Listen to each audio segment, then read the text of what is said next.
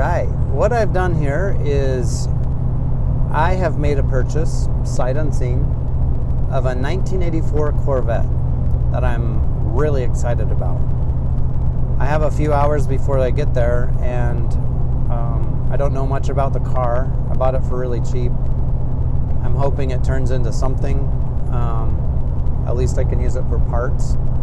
But before we get there, I just wanted to address the cringeworthiness that might come when you hear the term 1984 Corvette. When you automatically hear 1984 Corvette and you jump quickly to the conclusion that it's garbage because it only has 205 horsepower and 290 foot-pounds of torque and the Doug Nash weirdo 4+3 transmission, all of it's garbage. And if you can spit out those kind of facts, I mean, take it from me, you're extremely popular at parties. But those people that just end there with their conclusion that the 1984 sucks, those are the type of people that don't see the forest through the trees. And frankly, if you think that the 1984 Corvette is garbage, you're really missing the point. In 1953, when Corvette made its debut, America was lacking in the sports car world. We had a lot of hot rods, but we were really falling behind. Ferraris had already established themselves as a champion, and Maserati was building just incredibly beautiful two-door coupes. Cunninghams were exceeding the field in every race. Aston Martins had already established their brilliant green color, and Porsche was a well-known tiny race car. What we were left with in America was our sports car, the Cadillac, which was beautiful and all. It was just bigger than a 747. So when the Corvette came around, gone were the days of the 17,000-pound cars. They had a fiberglass body on a frame, giving them less weight, same rigidity, and ability to design beautiful things. Corvette's always been about innovation, keeping up with fuel injection, four-corner independent suspension, disc brakes, and all of this innovation could always be seen up through each generation. And Corvette led the league in design, making it desirable for astronauts through the 60s and 70s. What they were stuck with is the same design from 63 to 82, body on frame. So when it was time to create the C4, they needed a jump, and they did.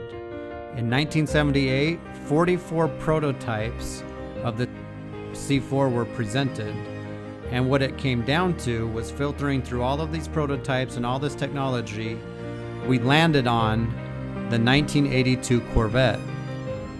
This was leaps and bounds ahead of the C3, C2, and C1. The biggest jump that Corvette has ever taken was with this car. Technology was better, the car got wider, wheelbase got shorter, became a uniframe, giving it more strength and agility. The suspension got better. In every aspect, Corvette grew. And Corvette's always been a fun little two-person coupe. But for the first time, we weren't just a V8 muscle car. We were actually a performing sports car.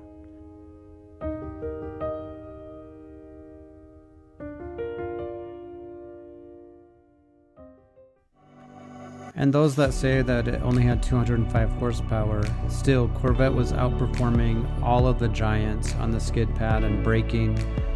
And the engineering at the time was so fantastic, and the design and effort that was put into it can be seen in the C5, the C6, and even the C7. The C4 was the platform that took early days of Corvette and established them not just as competitors, but put them on the podium time and time again. So much so that the last 30 years, it's been Corvette that's dominated. And it's because of the C3 that Corvette's been able to do so even up through today. And Corvette has won the biggest races against the biggest competitors and biggest brands. and it's all due to the 1984 205 horsepower Corvette. So with a car this great, how in tarnation does it ever end up like this?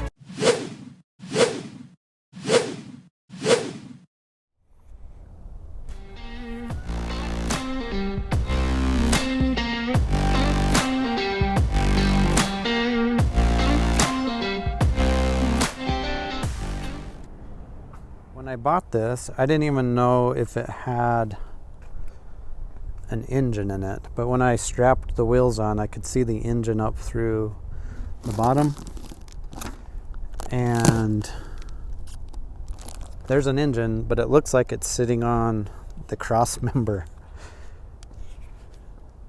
So some of the things when I bought it sight unseen that I noticed, it said front end damage, and this wheel looked like it was sitting a little bit awkward, and it has a different wheel on it than the others. So I thought that this control arm area was going to be damaged, but when they brought it in on the forklift, nothing was dangling weird.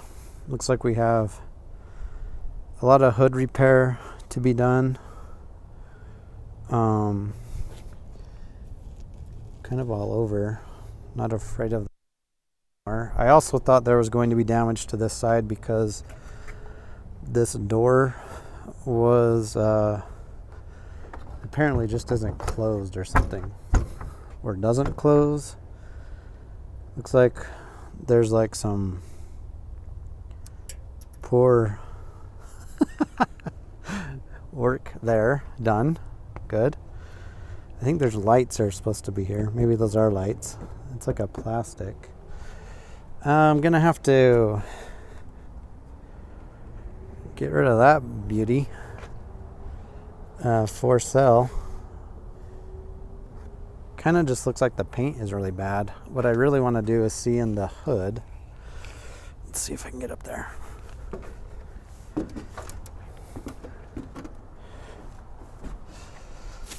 Let's see, like some gauge stuff. Got an air cleaner. That doesn't look awesome. Hey, got a radio. Drinking some Monsters, my kind of people. Ah, it's full of water. That sucks. There's a key. Seats look okay. Man, the seats actually look good, except for some like cat vomit on them or something. Okay, let's see if I can get to. Where's the hood latch? There's nothing to. Well, it's got an engine. This is so awesome. It looks like, see how it looks like it's sitting on the cross member? So I wonder if the engine mounts are broken.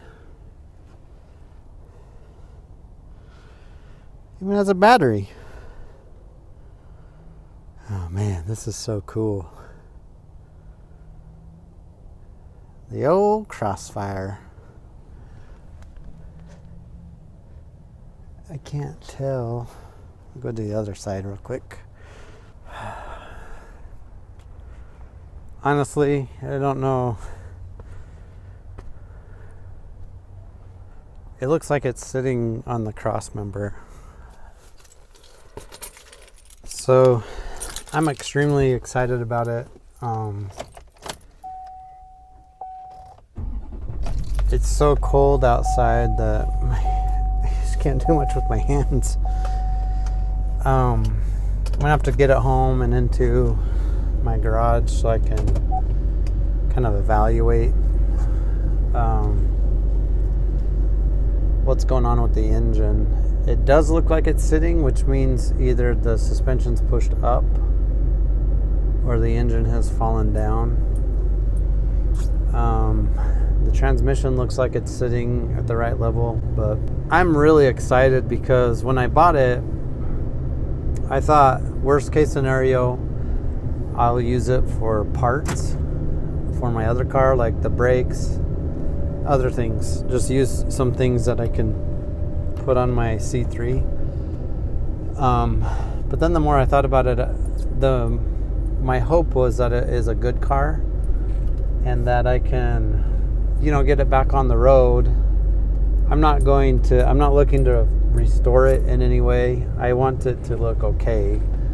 But I think my main goal with it, I gotta get over that curb. I think my main goal with it is going to be like autocross, maybe. That if I just had dirt bike racing and autocross, I would be pretty happy. So anyway, I bought a C4 Corvette, 1984. Has an engine. I didn't even know it had an engine. Like, I bought it, I didn't know it had an engine in. Doesn't have gauges. Doesn't have a lot of stuff. It has bubble wrap on it, and I assume one of the doors was going to come open. Thanks for watching.